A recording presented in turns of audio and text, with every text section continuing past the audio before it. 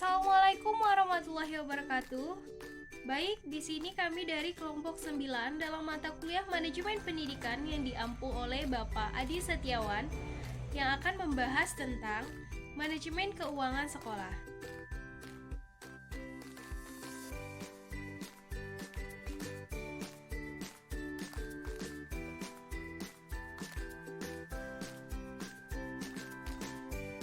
Konsep manajemen sekolah, manajemen keuangan pendidikan atau disebut juga dengan pembiayaan pendidikan adalah sejumlah kegiatan yang berhubungan dengan pengadaan keuangan, pemanfaatan keuangan, hingga pertanggungjawaban keuangan dengan harapan tercapainya tujuan pendidikan secara efektif dan efisien.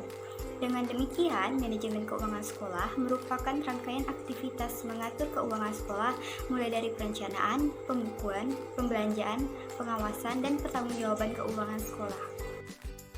Tujuan manajemen keuangan yaitu yang pertama meningkatkan efektivitas dan efisiensi penggunaan keuangan sekolah, yang kedua meningkatkan akuntabilitas dan transparansi keuangan sekolah, yang ketiga meminimalkan penyalahgunaan anggaran sekolah. Di sini ada juga prinsip penerapan manajemen keuangan sekolah.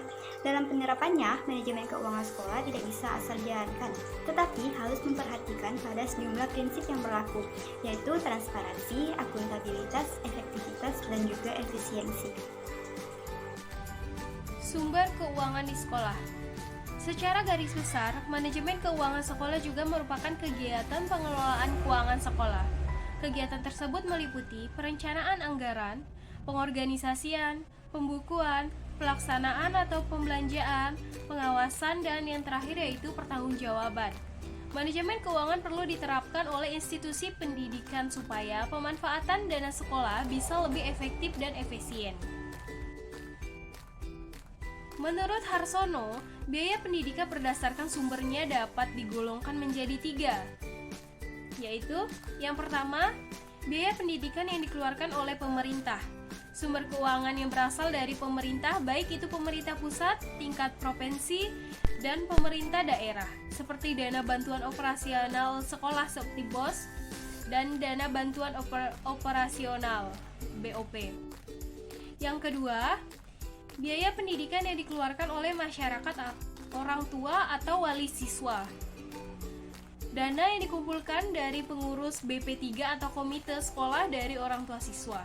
Dan yang ketiga, biaya pendidikan yang dikeluarkan oleh masyarakat, bukan orang tua wali atau wali siswa. Misalnya sponsor dari lembaga keuangan dan perusahaan, sumbangan perusahaan industri, lembaga sosial donatur, tokoh masyarakat, alumni, dan sebagainya.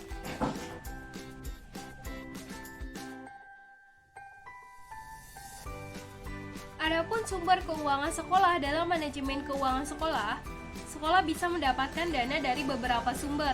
Di antaranya yang pertama yaitu pemerintah. Dana pendidikan bisa bersumber dari pemerintah pusat melalui APBN maupun pemerintah daerah melalui APBD. Contoh perdanaan non-personalia untuk sekolah dari pemerintah yaitu program BOS atau biasa disebut dana BOS. Yang kedua, orang tua wali.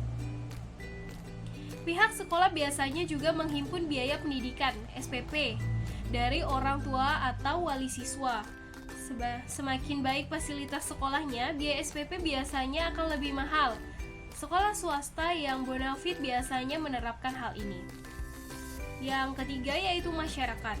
Sekolah juga bisa mendapat pendanaan dari masyarakat umum yang bukan termasuk orang tua wali atau siswa.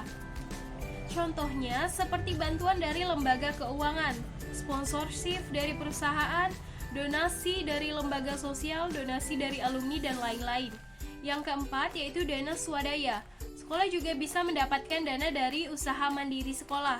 Beberapa contoh usaha mandiri sekolah yang bisa menghasilkan dana seperti kantin yang dikelola sekolah secara mandiri, koperasi sekolah, panen kebun sekolah, lomba, dan event kesenian. Dan yang terakhir yaitu sumber lain. Selain yang sudah disebutkan tadi, masih ada sumber alternatif lainnya pada era ini. Vintage juga bisa jadi salah satu sumber dana. Vintage adalah vintage khusus pembiayaan pendidikan yang bisa memberi support dana dalam jumlah besar pada institusi pendidikan. Pengolahan keuangan sekolah dikaitkan dengan MBS. Penerapan manajemen berbasis sekolah atau MBS merupakan salah satu usaha untuk mengangkat mutu pendidikan secara efektif dan produktif. Pengelolaan pembiayaan yang baik sebagai salah satu implementasi MBS dapat memperlancar proses belajar mengajar dalam masyarakat. Pengembangan sumber daya manusia atau SDM memiliki posisi yang sangat strategis dalam membangun. Karena itu, upaya-upaya peningkatan sumber daya manusia lewat jalur pendidikan terus dilaksanakan.